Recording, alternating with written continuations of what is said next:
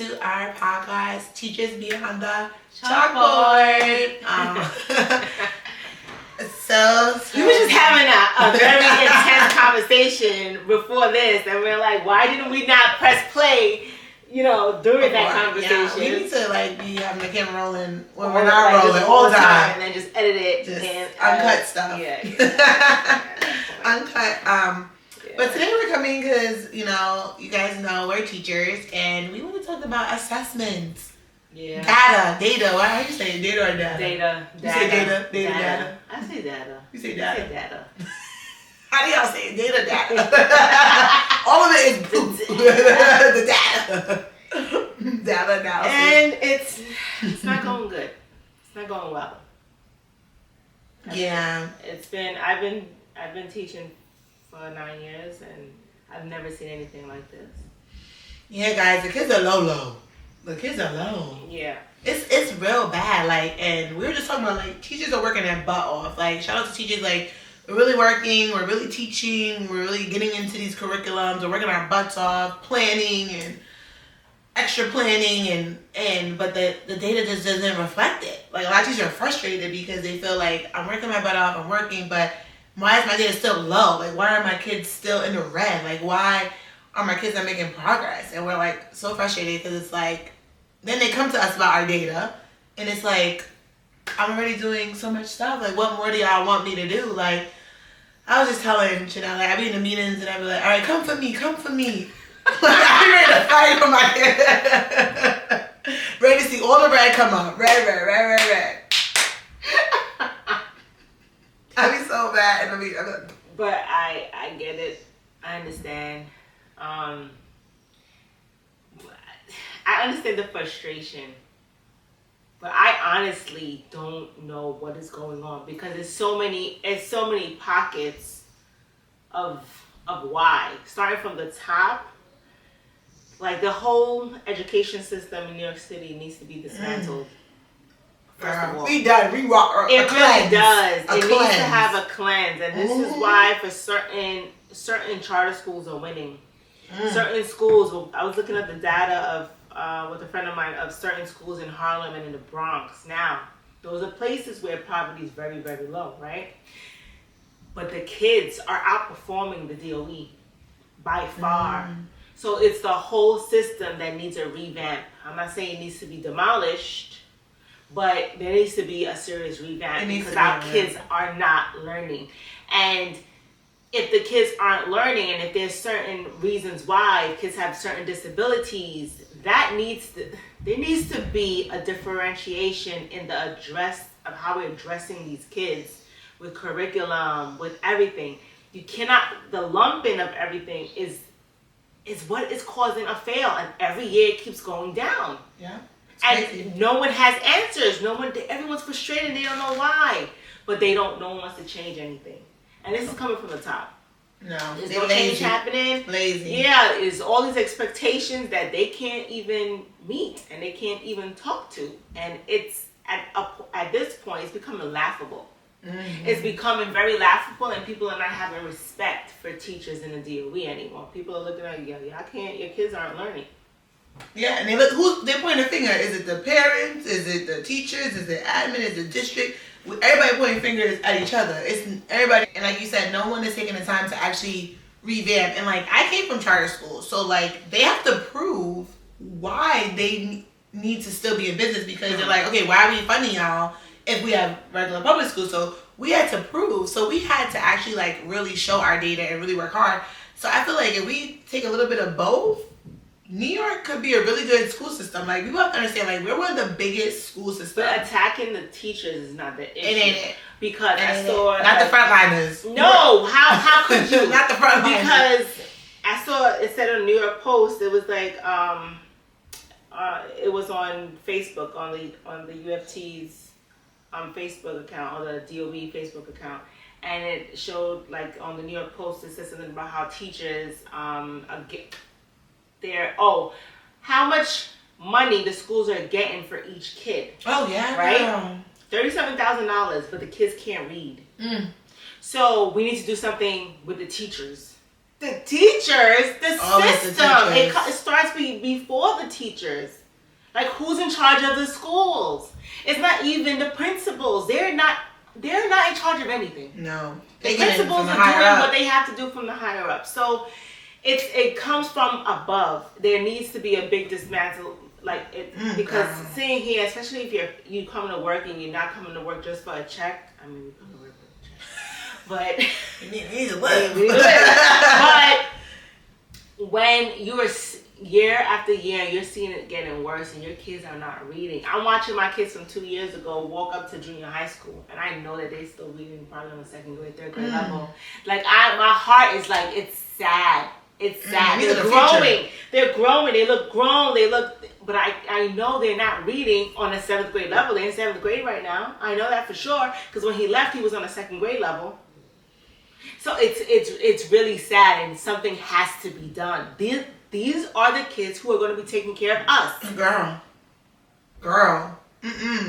Not my doctor can't even read my what they call that? Can't even read my chart. Oops, I gave you 7 ml. So Lord, jeez. Oh my gosh. They can't identify numbers. Ooh, that was a 5 or?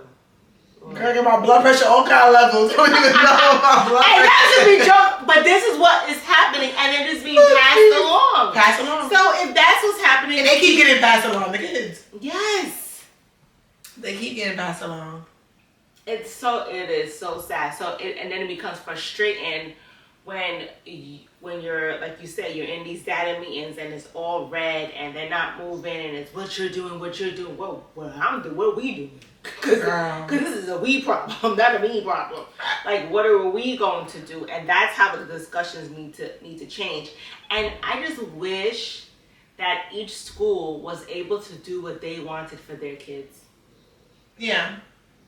Like, it was by school, not by, like, district. Yeah. I know. Like, we were able to do... Yeah, because it's just, like, we have to get to the root of it. And I feel like once we get to the root and we really see, like, what the kids really need, then we could really... like, see change. Like, we're just teaching these curriculums. We want rigor, which I get. We want to push these kids, but that's not where they are. We need to meet them where they are. If you don't know 2 plus 2, I can't be telling you to do long division. If you don't even know 2 plus 2, that's a disservice. You're not going to be... we have to expose. Yeah, we got to expose. Okay. It's like me going to China.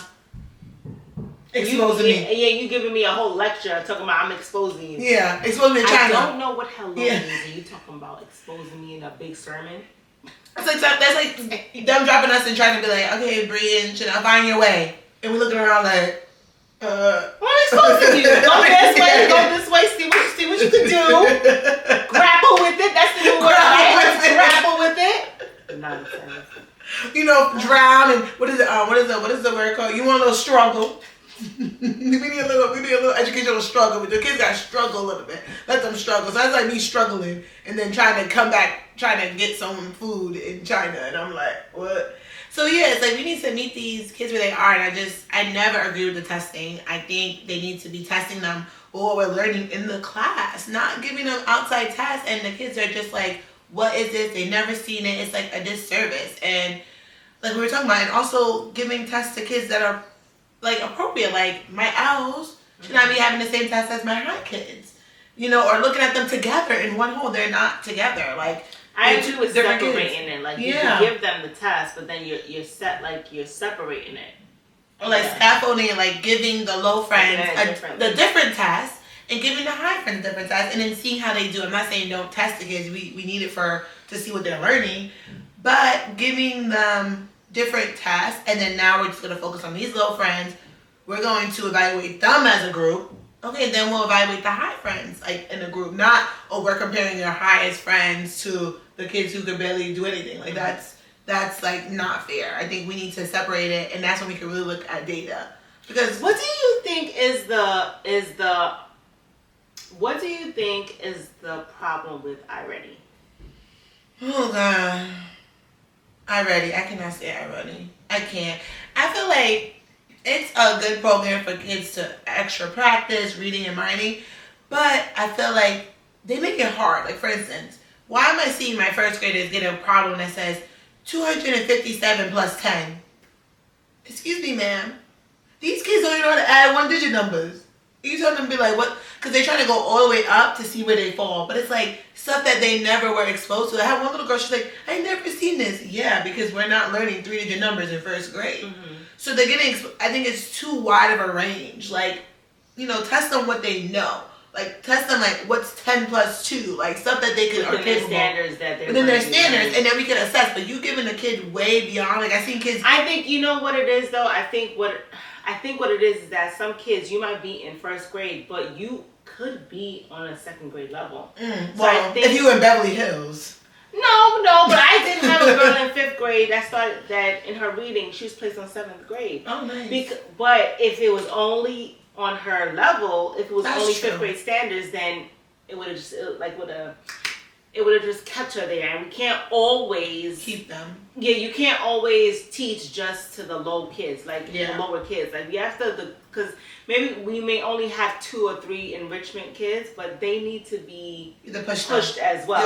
You need to see. So I see why Irene does that, but then I get the frustration with the kids because the kids, being kids, they're like, well, I don't know. And they start, I get it. Are they rushing to get to that dang cat game? Irene, how much is that cat game paying out? Because I can't stand that. They just rush to want to go to the cat game. Ooh, look what I'm doing. Okay, where is the work? Things need to be tweaked. Like, I would say maybe give the high kiss to Irene.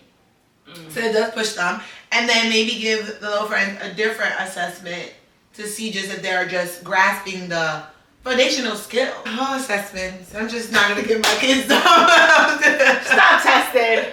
Just don't test the kids, okay? We can test it our whole life, okay? I'm just not going to test them and then be like... Demolish the whole system. What happened to your data? I don't know. They hacked the system. Somebody hacked the assessment system. Wipe them all out. They did it. I don't know what happened. I know. We don't know what happened. We don't know. We don't know. All right. But yes, guys, we want to thank you again for tuning in to our podcast. Please like, subscribe. Also, our Instagram is going to be on there. Yeah, right? It's on there. And we actually need to, since TikTok is back in running, we're gonna post some clips to TikTok, and I don't know what we're gonna talk about in the next episode about teaching and about this world of teaching.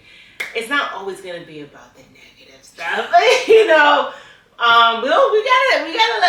we gotta bring them into some funny things that happen in the class. Oh gosh, I could give some scenario. Yeah, I got some characters. We're gonna talk about some of our students and the things that have happened, and what they say. It is it's funny. A great experience. And no one will believe us what they say. Nobody ever believes us. No. Some things you won't even tell the parents that they said it. Because some things you want to be like, what? Shh, don't say that. So let us know what you guys want to talk about. I feel like, teaching, you've been getting a lot of good reviews on it, so let us know what you want to hear about teaching as well. Mm-hmm. What you want to know. We give our 2 cents, But yeah, thank you guys. Love you guys.